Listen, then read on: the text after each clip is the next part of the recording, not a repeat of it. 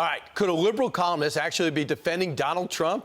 It certainly looks like it and reads like that. In an editorial headline, does the New York fraud case against Trump go too far? Washington Post columnist, associate editor Ruth Marcus writes this and concludes with this. I'll be cheering if Trump is ordered to write a big check, but forcing the sale of other disposition of his businesses sees both unnecessary and unduly punitive. Here to react is the host of the Rubin Report, Dave Rubin. I mean, they want to put all his stuff in receivership and take his assets and not even give him any money. Is this a bridge too far for everybody?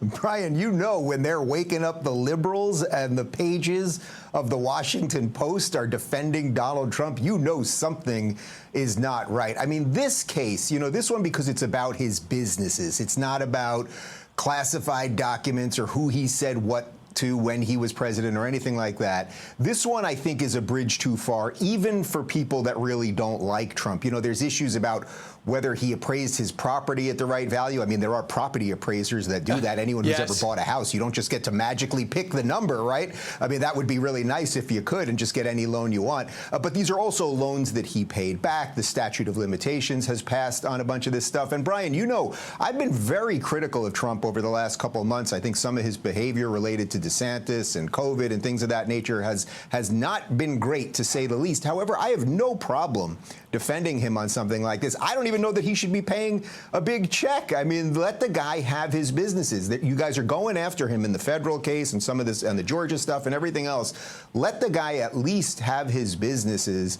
These are not issues that people care about or that help anybody at the end of the day. But Dave, they want to take him down, obviously, and there's not even a nuance to it. Letitia James ran on it. We have video can run for days about it.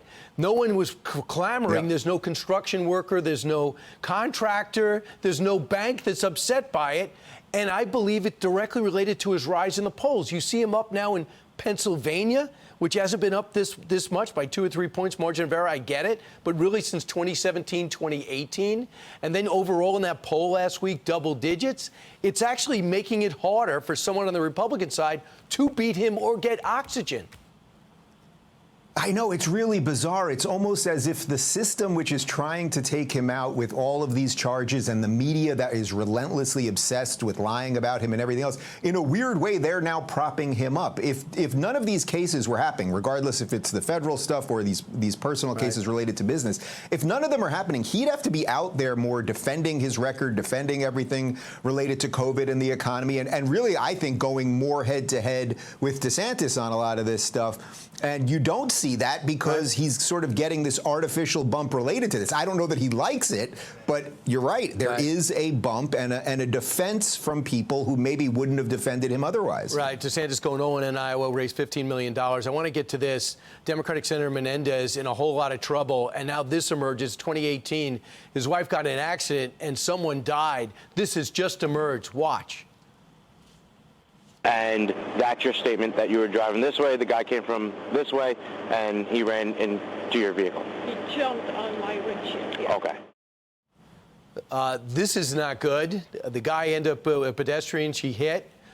This was not even public knowledge until today.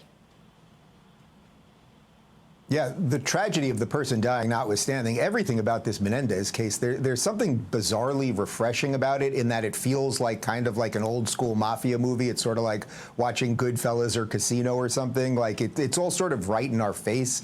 But look, this situation, it sounds like maybe he applied some pressure or something. I mean, the guy's got to go, right? Like, this is another one where it's just like we are tired of politicians who use influence to get sweetheart deals when it comes to finances or get family members out of court cases and things of that nature. And enough's enough. You know, it looks like he's done. I would think so. But he still got his job. Innocent until proven guilty. That's the way it goes, right, Dave? Dave Rubin, thanks so much. We have a lot to talk about. Could have went for another hour. Brian. Appreciate it. I'm Steve Ducey. I'm Brian Kilmeade. And I'm Ainsley Earhart. And click here to subscribe to the Fox News YouTube page to catch our hottest interviews and most compelling analysis.